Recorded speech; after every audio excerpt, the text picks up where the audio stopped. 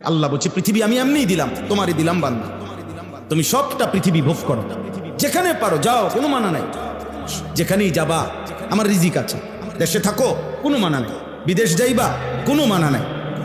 বিদেশ যাওয়া হারাম কথা বলে না, বিদেশ যাওয়া মাকরু না, না। হুয়াল্লাযী জাআলা লাকুমুল আরদা যালুলা, আল্লাহই গোটা জমিন তোমাদের অধীন করে দিয়েছেন। ফামশু ফি মানাকিবিহা, এই যে সূরাত আছে, আল্লাহ বলে তোমরা আল্লাহর জমিনের যেখানে মন চায় সেখানেই যাও, কোনো সমস্যা নাই। আকুলু মির রিজকি, আল্লাহ বলে আল্লাহর রিজিক তালাশ করো, বক্ষণ করো, সবখানেই রিজিক পাইবা, আমি সব জায়গায় রাখছি, সব জায়গায়। শুধু বান্দা দেশে থাকো আর বিদেশ থাকো, গ্রামে থাকো আর শহরে থাকো, ব্যবসা করো কিংবা চাকরি করো, আয় করো আর উপার্জন করো, কোনো মানা নাই। ঘর করো, সংসার করো, বাজার করো, ব্যবসা করো, বিল্ডিং করো, ছেলে মেয়ে বউ বাচ্চার সংসার করো, কোনো মানা নাই। শুধু বান্দা মনে রেখো ওয়া ইলাইহিন নুশুর, আমি আল্লাহর কাছে ফিরতে হবে। এই কথাটুকু শুধু মনে রেখো। আমার আর কোনো আপত্তি নাই। তুমি ভাত 3 প্লেট না 10 প্লেট খাইলেও আমি মানা করবো না, খাইবা না, এটা তোমার জন্যই তো দিছি আমি। বুঝেন নাই আমার কথাটা? তোমাকে তো আমি নিষেধ করি নাই, আমি তো বলি নাই তোমাকে বান্দা বাধা দিচ্ছি না, খাও ভোগ করো, দুনিয়া তোমার জন্য। কিন্তু তুমি আমার কথা মনে রেখো, আমার কাছে আসতে হবে, আমারে ভুলবা কেন?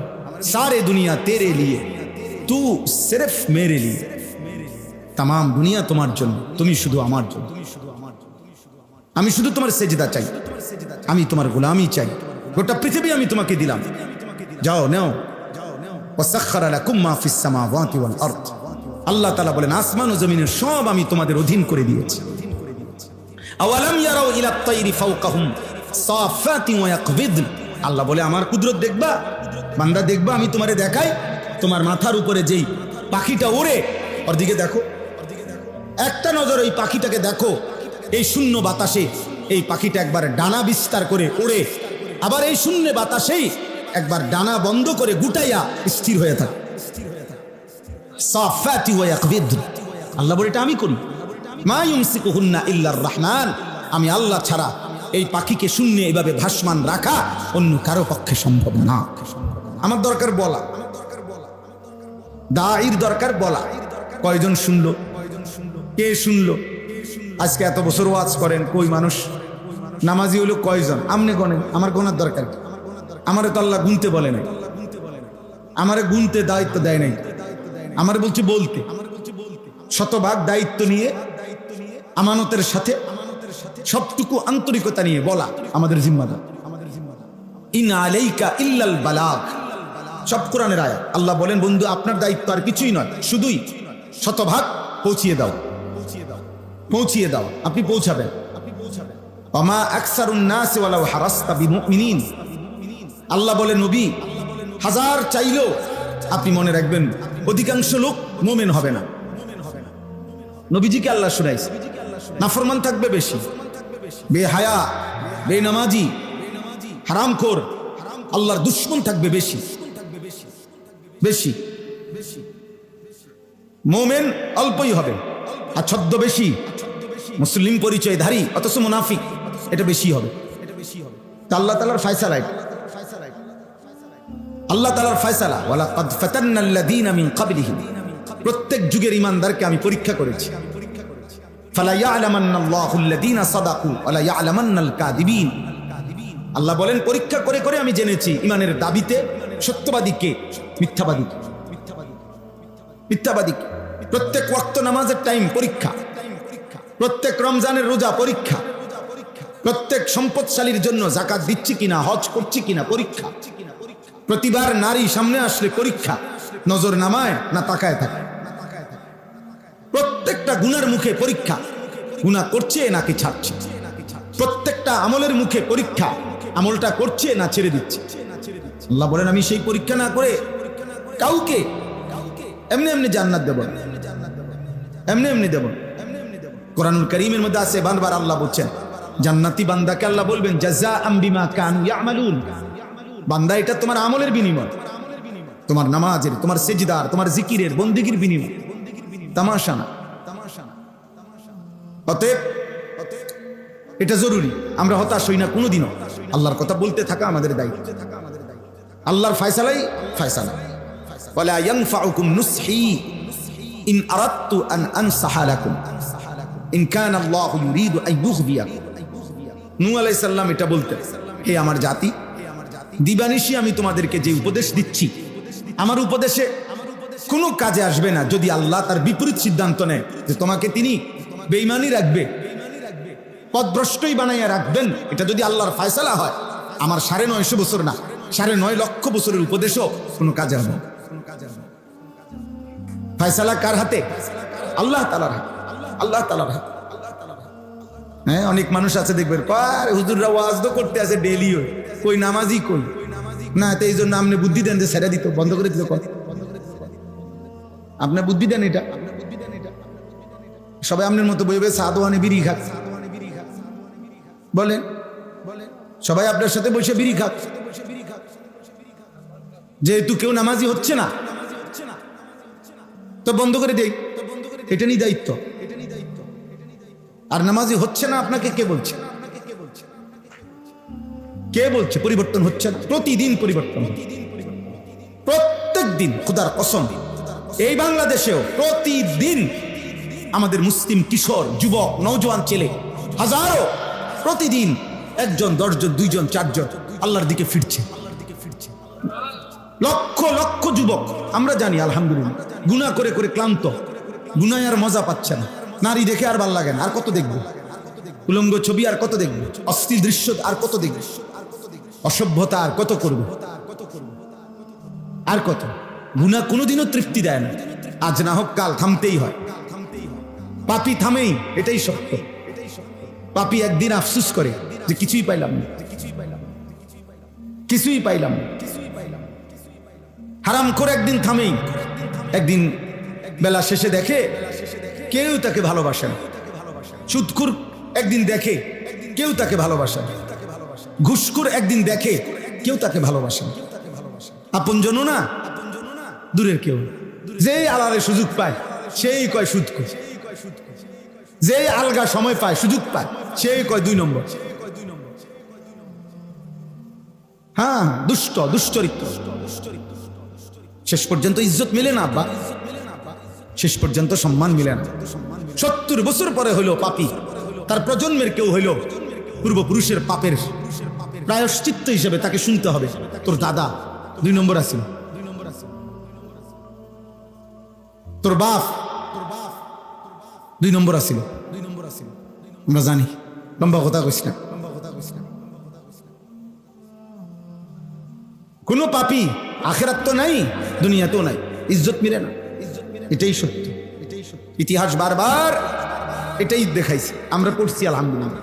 ইতিহাসের হাজারো বই, হাজারো পৃষ্ঠা আলহামদুলিল্লাহ আমরা পড়ছি, দেখছি, বারবার ফিরে ফিরে আসে ইতিহাস এটাই, যে পাপী, জালেম, নাফরমান, চরিত্রহীন লজ্জিতই হয়, লজ্জিতই হয় শেষ পর্যন্ত। এই জন্য আব্বা এটা বোঝা উচিত, মূলত ফয়সালা আল্লাহর হাতে। আল্লাহর দয়া ছাড়া, আল্লাহ তাআলার মেহেরবানি ছাড়া ইবাদত, আমল, আখিরাত, নামাজ, বন্দিগি, পরকালের অনুভূতি অনেক বড় নিয়ামত। ভাত খাওয়া কোনো নিয়ামত না, বিরাট কিচ্ছু না। পেশাব পায়খানা কোনো নিয়ামতের কিছু নেই, স্বাভাবিক বিষয়। গরু ছাগলের এই চাহিদা পূরণ, ঘর দুয়ার, বিল্ডিং, দালান, এটা কোনো নিয়ামত না। গরু ছাগলও বিল্ডিং এর মধ্যে থাকে। ইউরোপ আমেরিকার মধ্যে শুকর পালে, সেন্ট্রাল এসিওয়ালা বিল্ডিং, কুত্তা পালে, একদম ফুল এসিওয়ালা ভবন, সেন্ট্রাল এসি। হেলিকপ্টার দিয়া ক্ষেতের মধ্যে সার দেয়। ১ কোটি টাকা দামের গাড়িতে, ৮০ লাখ টাকা দামের গাড়িতে জাপানে ছাগলের ঘাস টানে। ওরা কিছুদিন চালাইয়া দিলে ৫,০০০ কিলো, ১০,০০০ কিলো এরকম কিছু চালাইয়া দিয়া ফাটাই দিলে এটা আমাদের দেশে হয় ইনটেক ব্র্যান্ডেড গাড়ি। বুঝেন নাই? হ্যাঁ, তাহলে এই জন্য বললাম দুনিয়া এবং এর মধ্যে যা কিছু আছে এটা আমার অর্জন হয়েছে, শুধু হচ্ছে, এটার মধ্যে সফলতা না, সফলতা আখিরাত। কামিয়াবি আখেরাত, আমারও আপনারও, জওয়ানেরও বুড়োরও, মাদেরও বোনদেরও, মানুষ মাত্রই কামিয়াবি আখেরাত।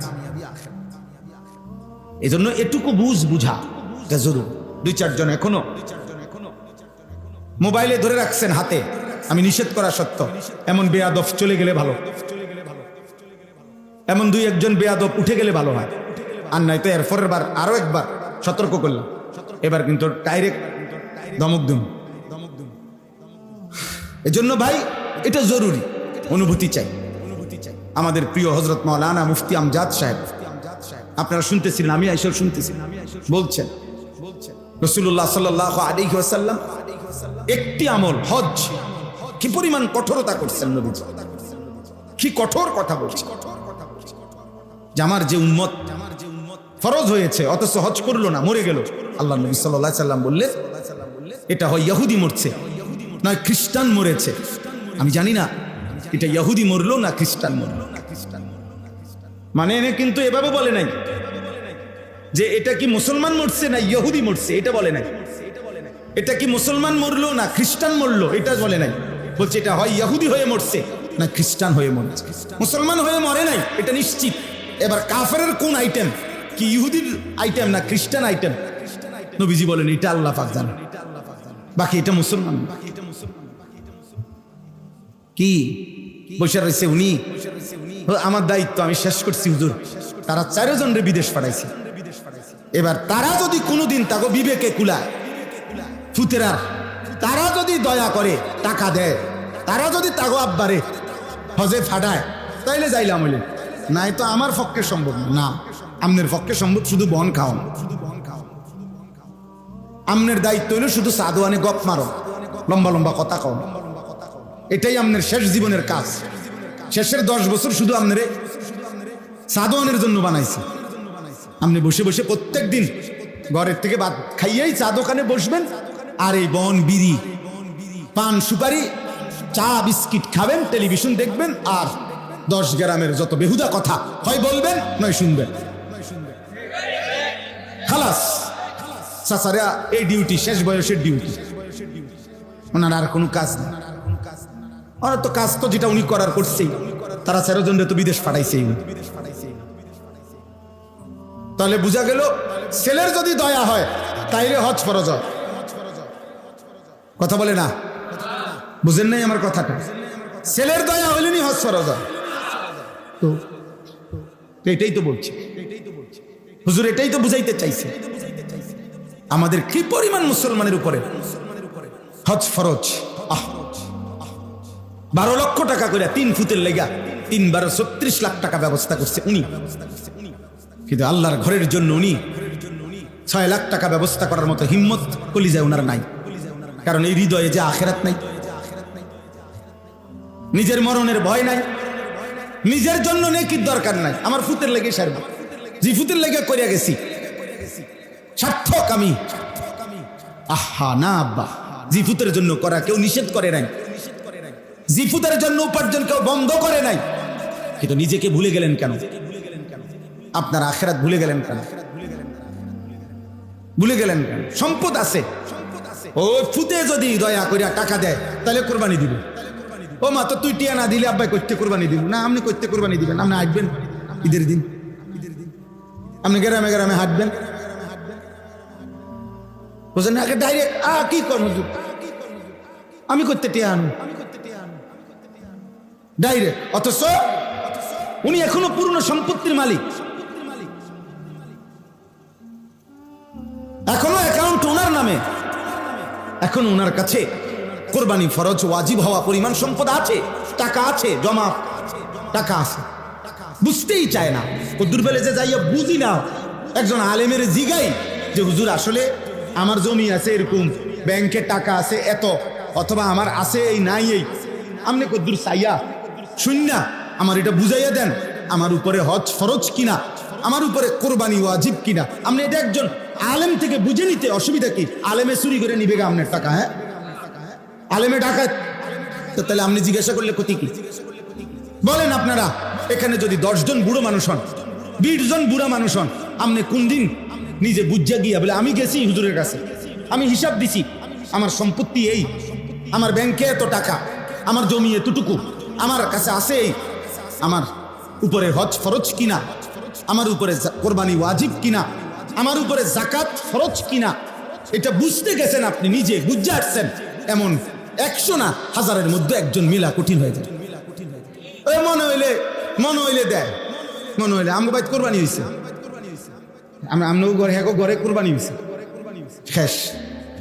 অথচ 4 ফুট 3 ফুটে ইনকাম করে, 2জন ঢাকা থাকে, 2জন বিদেশ থাকে, বুঝেন নাই কথাটা? সবাই কেউ 20,000 কেউ 10,000 করে টাকা দিছে, এবার ঘরের মধ্যে 2জনের নামে, হয় মার নামে নয় বাপের নামে নয়, তারা 2জনের নামে কোরবানি দিয়ে দিছে। হ্যাঁ, এই তো কোরবানি হয়েছে তো আমগো করে, এটা নিয়ে কোরবানির বিধান। কোরবানি বুঝিয়ে 4 ফুটের ইনকাম মিলাইয়া বাপের নামে কোরবানি দেওয়া, এটা নিয়ে কয় কোরবানি।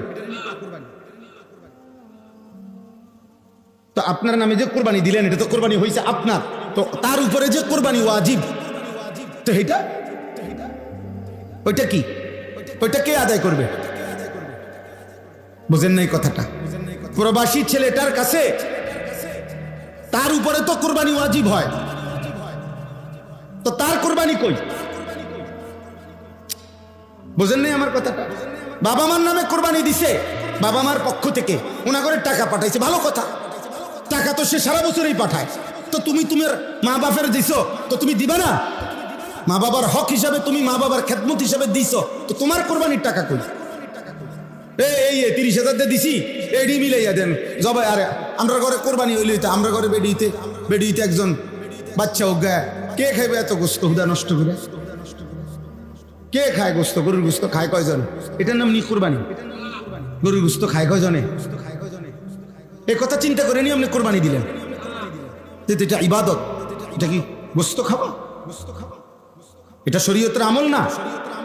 রাসূলুল্লাহ সাল্লাল্লাহু আলাইহি সাল্লাম বলছেন, যার উপরে কোরবানি ওয়াজিব অথচ সে কোরবানি করলো না, আল্লাহর কসম নবী বলছে সে যেন মুসলমানের ঈদগাহে না আসে, সে যেন মুসলমানদের সাথে নামাজ পড়তে না আসে। নিষেধ করছে, ফালা ইয়াকরাবান্না মুসাল্লানা। লক্ষ লক্ষ মহিলার উপরে কোরবানি ওয়াজিব, লাখ লাখ, বর্তমান সময়ের 99% মহিলার উপরে কোরবানি ওয়াজিব। খবরও নাই, ওই ফিতরা দিছে 70 টাকা, বেডিরে বুঝাই দিছে তোমার নামে ফিতরা দিছি, আকার জোরে আইয়া কইছে চিন্তা করো না, দিছি তোমার নামে, তোমার বেহেশতের বুঝ করে দিছি 70 টাকা দিয়া আল্লাহর রহমতে বেহেশত আশা করি হয়ে যাবে। বেহেশতের দাম দিছে 70 টাকা, 110 টাকা, 110 টাকা ফিতরা দিছে। কি খামখেয়ালি কথা? কে কারে দেয় এটা? আমি দিক কেনা দিছি আল্লাহ, বুঝেন না? 110 টাকা দিছে। মসজিদের বারান্দা থেকে চিৎকার দিয়া বলে, জোর বলে দিন মাইকে ফেতরা কত? 110। বুঝেন না? মাইক কি পুরা দেরাম চুক্তি, মাইক না মাইলো তো 6 জনের আইব সর্বোচ্চ 660 টাকা। এটা তো মাইক ভাড়া দিলে আর পেয়া থাকতো। এই হলো আমাদের খামখেয়াল। আমি হুজুরের কথার কারণে মনে করাই দিলাম, আব্বা এটা খামখেয়ালি করলে হবে।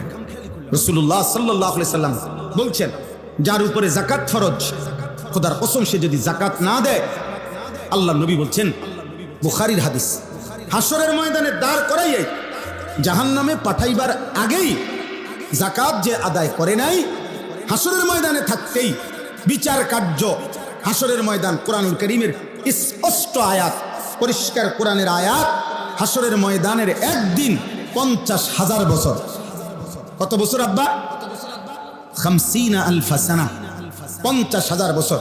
আল্লাহ নবী বলেন, যাকাত যে আদায় করে নাই, হাসরের ময়দানেই দাঁড় করাইয়াই তাকে শাস্তি দেওয়া শুরু হবে 2 ভাবে।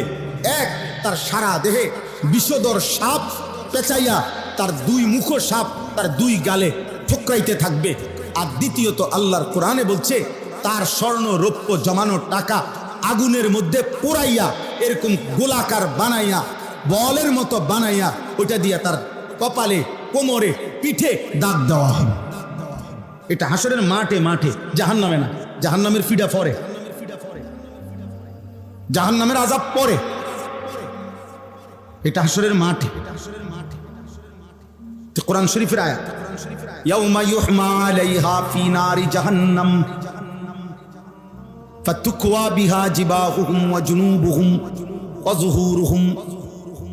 আপনারা মামুলি মনে করবেন না। অসংখ্য অনেক ছেলে আছে অবিবাহিত, কিন্তু চাকরি করো, ব্যবসা করতেছ। তুমি অবিবাহিত হলে কি হইছে? যাকাত কিংবা হজ ফরজ হওয়ার জন্য বিবাহ জরুরি। বিবাহিত অবিবাহিত এখানে মাসালা না, কথা বুঝেন নাই আপনি? অবিবাহিত হলে কি, তুমি উপার্জন করছো, তোমার কাছে আলাদা জমানোর টাকা আছে, তোমার কাছে কমপক্ষে 1 লক্ষ টাকা জমা আছে, 70,000 টাকা জমা আছে। তুমি জানতে হবে কোন আলেমে দ্বীনের কাছে যে আমার উপরে যাকাত ফরজ কিনা, আমার উপরে হজ ফরজ কিনা, আমার উপরে কুরবানি ওয়াজিব কিনা। বুঝেন? ঈদের দিনে, কুরবানির ঈদের দিন ভোরবেলা 10ই জিলহজ 52.5 ভরি রূপার দাম সমপরিমাণ টাকা যার কাছে অতিরিক্ত আছে, তার উপরেই কুরবানি ওয়াজিব। 1 বছর থাকা জরুরি না কোরবানির জন্য। আরো বিস্তারিত মাসআলার দরকার, আমরা এটা বুঝানো সম্ভব, আলহামদুলিল্লাহ আমরা এটা পারতাম, কিন্তু মাহফিলে এটা বুঝাইয়া পারা যায় না। বরং উচিত প্রত্যেক রোগী যেমন নিজ প্রয়োজন ডাক্তারের কাছে বলে, আর ডাক্তার ওই আলোকেই প্রেসক্রিপশন দেয়। যদিও দেখা গেছে রুগী এই 30 জন জ্বরের রুগী, তবুও ডাক্তার এ কথা বলে দেয় না আপনারা যেহেতু 30 জনই জ্বর নিয়ে আসছেন সবাই আপনারা নাফা খাইতে থাকেন, জান না। প্রত্যেক রুগী সে আলাদা আলাদা দেখে, আলাদা আলাদা ওষুধ দেয়, কারণ বয়স, ওজন, হ্যাঁ, এই ভিত্তিতে প্রেসক্রিপশন বদলায়। অতএব আমাদের প্রত্যেকের দায়িত্ব, যদি আখিরাত দরকার হয়, যদি পরকাল দরকার হয়, তাহলে মনে রাখবেন এই 3টি মাসআলা, আর্থিক মাসআলা, অর্থ সম্পর্কিত, টাকা পয়সার সাথে সম্পৃক্ত। একটা হলো যাকাত, একটা হলো কুরবানি, একটা হলো হজ। বলেন তো এই 3টার নাম বলেন। কুরবানি, এই 3টা দান সদকার মতো না, মানে নফল দান সাদাকা যেটা, এটা তো আপনি মনে করেন আমি দিলাম 100 টাকা, আপনি দিলেন 10 টাকা, আরেকজনে দিল 1 লাখ টাকা, ঠিক আছে, যার যার সামর্থ্য অনুপাতের, কারণ এটা নফল। নফল নামাজ আমি পড়লাম 10 রাকাত, আপনি পড়লে কুলাইছে, আপনি পড়ছেন 2 রাকাত, আমি পড়ছি 4 রাকাত, এটা তো নফল নাম। কিন্তু জোহরের 4 রাকাত ফরজ, জওয়ান বুড়ো ভাগ করা যায় তো? গরিব দুঃখী আর ধনী ভাগ করা যায় তো? তাহলে সবার জন্য কয় রাকাত?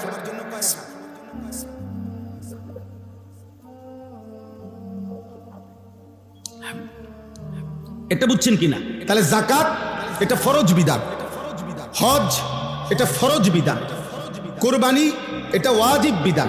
খামখেয়ালি না, এটা করলে করলাম, করলাম হইলে আল্লাহ দিলে তো করতাম, কার মন না চায়, এসব ফাঁকনা কথা কইেন না, এসব সিরা বিজেন্ডা কথা কইেন না। কারে কনাম মস্কারি করে, বুঝেন নাই কথাটা? মস্কারি করে এগুলা। আল্লাহ দিলে তো করতাম, কার মন না চায় আল্লাহর ঘর না চাইতে, হ্যাঁ, জীবুতে তো ফিরেও চায় না, হ্যাঁ, জীবন যৌবন শেষ করে টিয়া দিয়া, কিছু সুদে কিছু কিস্তিতে, কত কষ্ট করে টাকা পয়সা মিল করে আজ জীবুত মানুষ করছেন। সুদ দিয়ে বুঝি জীবুত মানুষ করে, কিস্তির টাকা দিয়ে বুঝি জীবুত মানুষ করে, বাতে না খাবার।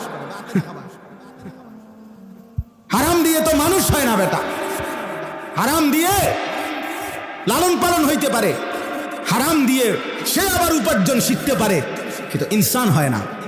এজন্য কোনো হারামখোরের সন্তান মানুষ হয় না, উপার্জনকারী প্রাণী হয়, ইকোনমিক্যাল অ্যানিম্যাল, অর্থনৈতিক প্রাণী হয়, যে উপার্জন করা শিখছে, আবার দুনিয়ার রোজগার আরেকটা কামাই করার পদ্ধতি, যেটা শিক্ষা দিয়া হোক শিক্ষা ছাড়া হোক, কোনো না কোনো পদ্ধতিতে রোজগার শিখছে, ইনকাম করলে মানুষ হইছে, এটাকে বলে না মানুষ। আখলাককে বলে মানুষ, চরিত্রকে বলে মানুষ, সেজদাকে বলে।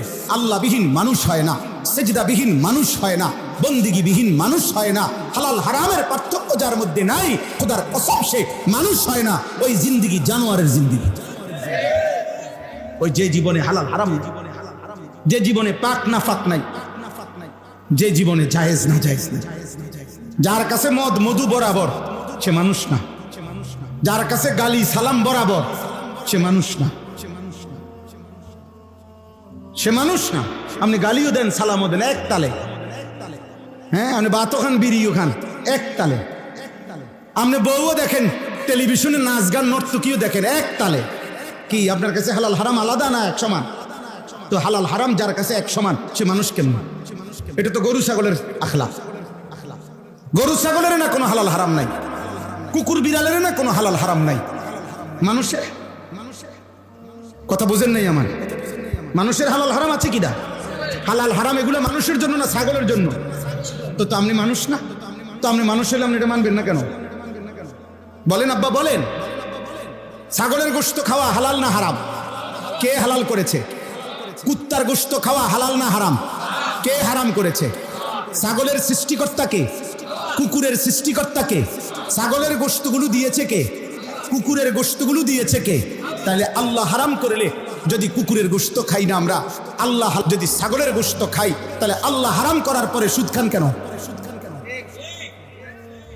এই মুসলমান, হ্যাঁ বলে দিবেন যে এই হুজুর আর জীবনে দাওয়াত দিও না, এমন ডাকাত জওয়ান বুড়া কেউরে ছাড়ছে না,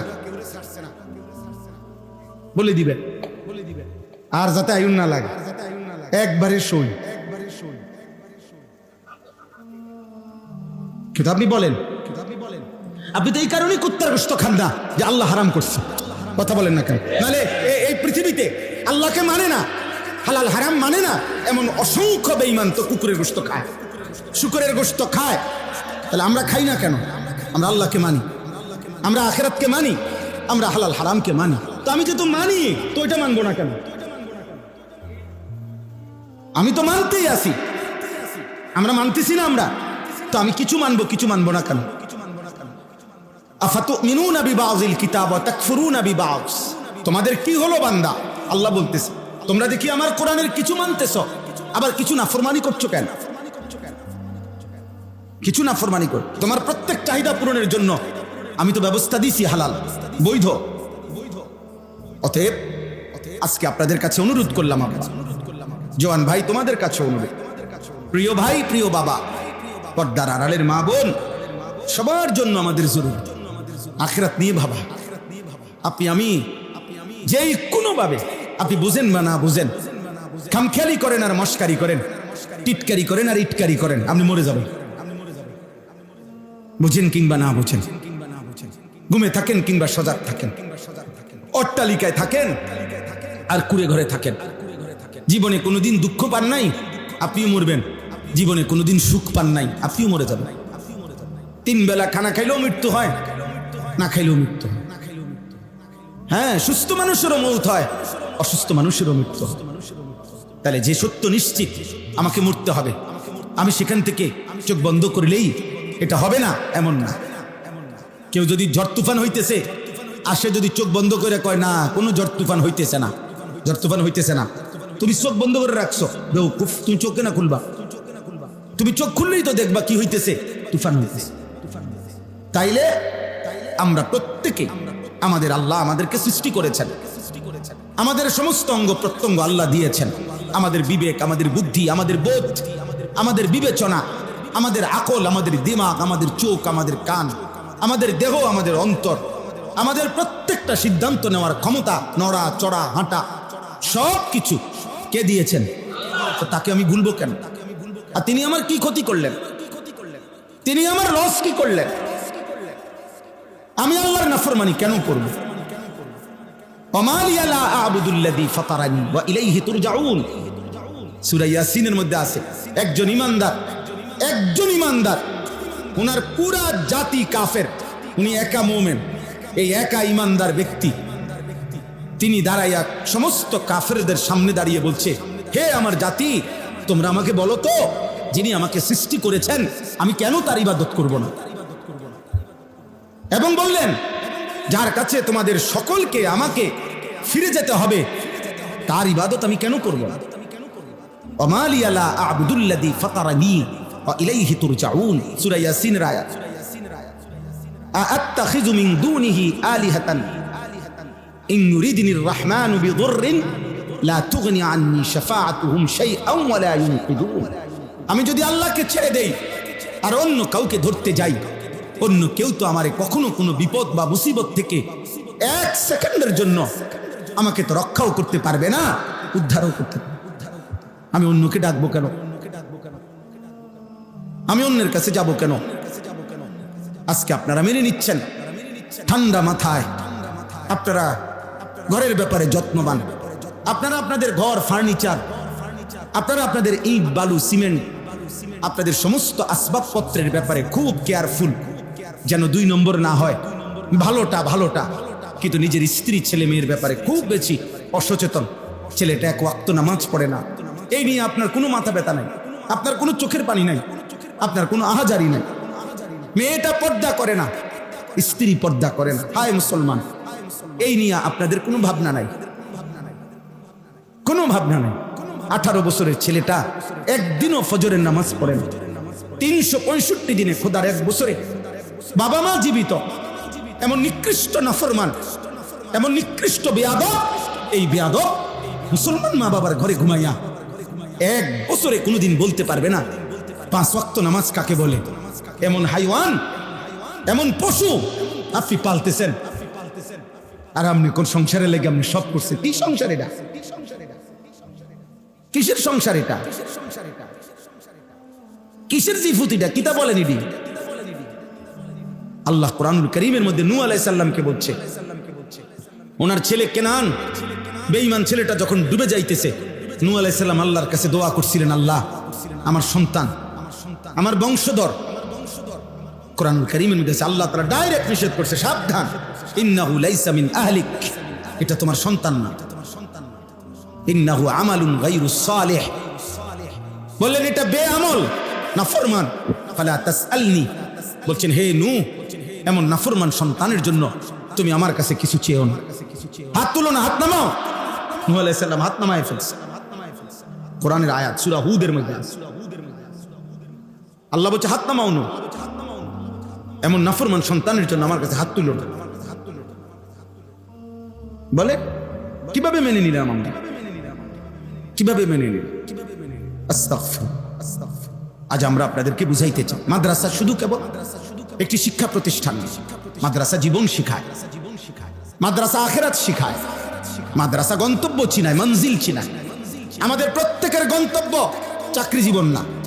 আমরা ভাগ করে নিছি নিজের জীবন, প্রথম কিছুদিন পড়ালেখা, কিছুদিন উপার্জন, কিছুদিন রিটায়ার্ড পারসন, শেষ, এর মধ্যে একদিন মৃত্যু। মানে জীবনকেই 3টা ভাগ করে নিছি। কয়দিন পড়ালেখা করলাম, কয়দিন উপার্জন করলাম, এবার কয়দিন জিফুত নাতি নাতনি নিয়া আমি একটু বিশ্রামে আসি। এখন ছেলে পেলের আল্লাহর রহমতে লাইন ফাইন হয়েছে, ওরাই এখন হুজুর কামাই রোজগারি করে।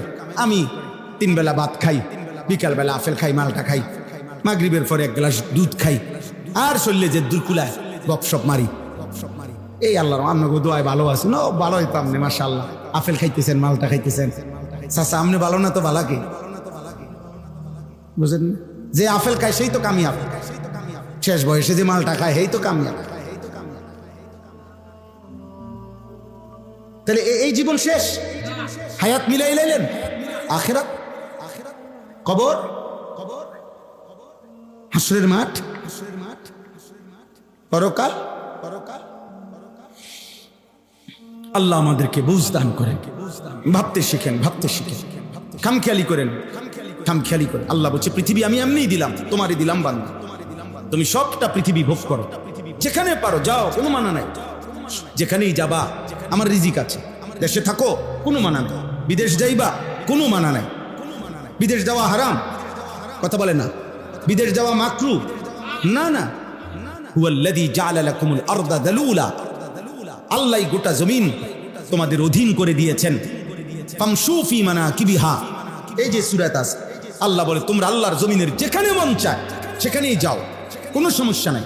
ফাকুলু মির রিজকি, আল্লাহ বলে আল্লাহর রিজিক তালাশ করো, ভক্ষণ করো, সবখানেই রিজিক পাইবা, আমি সব জায়গায় রাখছি, সব জায়গায়। শুধু বান্দা দেশে থাকো আর বিদেশ থাকো, গ্রামে থাকো আর শহরে থাকো, ব্যবসা করো কিংবা চাকরি করো, আয় করো আর উপার্জন করো, কোনো মানা নাই। ঘর করো, সংসার করো, বাজার করো, ব্যবসা করো, বিল্ডিং করো, ছেলে মেয়ে বউ বাচ্চার সংসার করো, কোনো মানা নাই। শুধু বান্দা মনে রেখো ওয়া ইলাইহিন নুশুর, আমি আল্লাহর কাছে ফিরতে হবে। এই কথাটুকু শুধু মনে রেখো। আমার আর কোনো আপত্তি নাই। তুমি ভাত 3 প্লেট না 10 প্লেট খাইলেও আমি মানা করবো না, খাইবা না, এটা তোমার জন্যই তো দিছি আমি। বুঝেন নাই আমার কথাটা? তোমাকে তো আমি নিষেধ করি নাই, আমি তো বলি নাই তোমাকে বান্দা বাধা দিচ্ছি না, খাও মুখ কর, দুনিয়া তোমার জন্য, কিন্তু তুমি আমার কথা মনে রেখো, আমার কাছে আসতে হবে, আমারে ভুলবা কেন? सारे दुनिया तेरे लिए, तू सिर्फ मेरे लिए, तमाम दुनिया তোমার জন্য, তুমি শুধু আমার জন্য। আমি শুধু তোমার সেজদা চাই, আমি তোমার গোলামি চাই, গোটা পৃথিবী আমি তোমাকে দিলাম, যাও নাও। ওয়াসাখখারা লাকুম মা ফিস সামাওয়াতি ওয়াল আরদ, আল্লাহ তাআলা বলেন আসমান ও জমিনের সব আমি তোমাদের অধীন করে দিয়েছি। আওয়ালাম ইয়ারাউ ইলা আত-তায়রি ফাওকাহুম সাফাতিন ওয়া ইয়াকবিদ, আল্লাহ বলে আমার কুদরত দেখবা বান্দা, দেখবা আমি তোমারে দেখাই, তোমার মাথার উপরে যেই পাখিটা ওড়ে ওর দিকে দেখো, একটা নজর ওই পাখিটাকে দেখো, এই শূন্য বাতাসে এই পাখিটা একবার ডানা বিস্তার করে ওড়ে, আবার এই শূন্য বাতাসেই একবার ডানা বন্ধ করে গুটাইয়া স্থির হয়ে থাকে। সাফাতি ওয়া ইয়াকবিদ, আল্লাহ বলে এটা আমি করি। মা ইউমসিকুহুন্না ইল্লার রহমান, আমি আল্লাহ ছাড়া এই পাখিকে শূন্যে এভাবে ভাসমান রাখা অন্য কারো পক্ষে সম্ভব না।